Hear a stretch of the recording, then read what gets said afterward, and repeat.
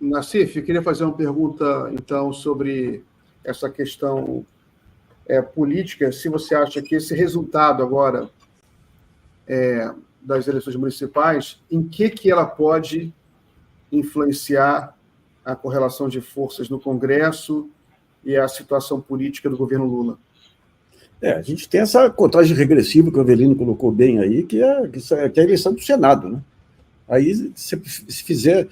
E agora, embora concorde, digamos, que as questões municipais são muito específicas de tudo, você tem uma arma na mão aí do Centrão e tudo, que é o orçamento secreto e as verbas aí, que é muito poderosa aí, né?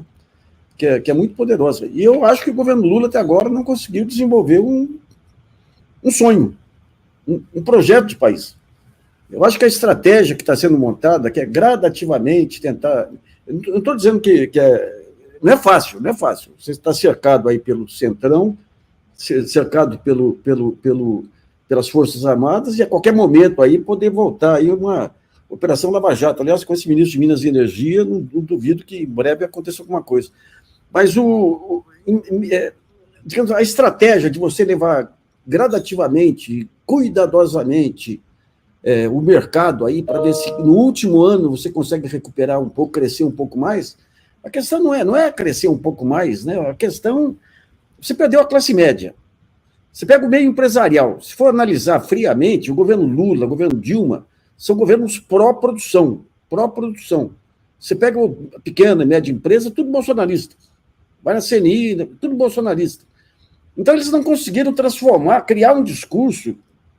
Você pega a Fundação Perseu Abramo, lá atrás, o tempo estava com o Mercadante lá, conseguia produzir ideias boas, mas não conseguiram transformar num discurso capaz de se contrapor a esse individualismo moralista exacerbado aí da ultradireita. Lá atrás, quando você pega Roosevelt e tudo, o que o Roosevelt faz para se contrapor a um momento que é em tudo similar ao que acontece agora? Você tinha especulação, você tinha um individualismo das empresas, um Supremo Tribunal conservador. O que ele faz? Ele cria um movimento de coesão, mas em cima de um plano de ação. O Lula ele faz discursos sobre a coesão aqui, que são muito importantes nos discursos, mas você não vê a transformação num plano de ação. Ou se é um plano de ação, é restrito ao governo. Eu fui assistir lá a 5ª Conferência Nacional de Ciência, Tecnologia e Inovação, ele colocou nas mãos dos cientistas. Estou aguardando um plano de ação com metas, com tudo, mas você não vê essa articulação. Ele pega o principal gestor dele, que é o Fernando Haddad, e coloca aí para um saco de maldade, aí para fazer cortinho aqui, cortinho ali. E você não vê uma articulação visando ganhar o pequeno empresário, por exemplo, visando transformar a produção na grande bandeira dele, aguardando aí que sobra dinheiro para os PACs lá na frente. Então, sem o sonho, porque ou você melhora a condição de vida aí, você tem uma melhoria de emprego e tudo, mas não teve a percepção de melhoria de vida, você não vê isso nas pesquisas, né? Ou você cria um sonho, e ele não está conseguindo criar esse sonho, e amarrado nessa... E uma coisa que a esquerda faz muito aí é entrar na pauta proposta pela direita. Então o Lula quer discutir a gastança, quer discutir não sei o que mais. O Boulos dá um apertão nele lá, ele fala, não vamos aceitar invasão de casa, não vamos aceitar... A Maria do Rosário, lá no Sul, tira o nome Rosário do nome para não... Então, você fica na defensiva em tudo. E qual é a bandeira progressista? Qual que é a bandeira progressista? Não sei. A bandeira progressista é dizer que nós não vamos fazer isso, não vamos fazer loucura. Até hoje, eles conseguem transformar o Lula num cara radical que ele nunca foi. E ele fica se defendendo, a esquerda se defendendo, o PT se defendendo. Então, é um momento... Está faltando um arranjador aí, um maestro que, para ciência política, é chamado de estadista, aí, para pôr um pouco de ordem aí, de organizar um pouco esse baile, viu?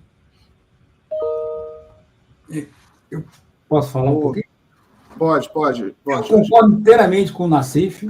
Acho que o governo está encurralado, mas também está encurralado porque não tem projeto para sair do canto, né? Então, ele, por não ter projeto, aí ele fica entrando um pouco nessa agenda da direita. Então, a questão fiscal, por exemplo, é a coisa mais simples possível. Quer dizer, eu acho que existe uma questão fiscal no Brasil, né? O problema fiscal, ninguém quer que a inflação volte. Ninguém em sã consciência quer que a inflação volte. Então, tem um problema fiscal, nós vamos resolver. Só que, quando o Haddad tentou resolver o problema da questão fiscal, eliminando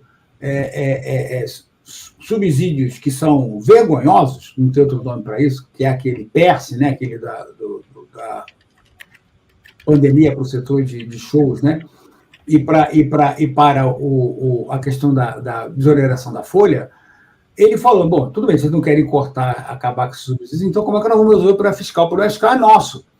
E para que a gente quer resolver o problema fiscal? Porque o governo precisa investir, gente. O governo não pode ficar, o governo não tem dinheiro para investimento, boa parte desse dinheiro do investimento está indo para essas emendas aí, quer dizer, para as emendas orçamentárias, ou mesmo coisas que não são, que são condenáveis, como a emenda PIX, por exemplo, que não tem nenhum tipo de acompanhamento, né?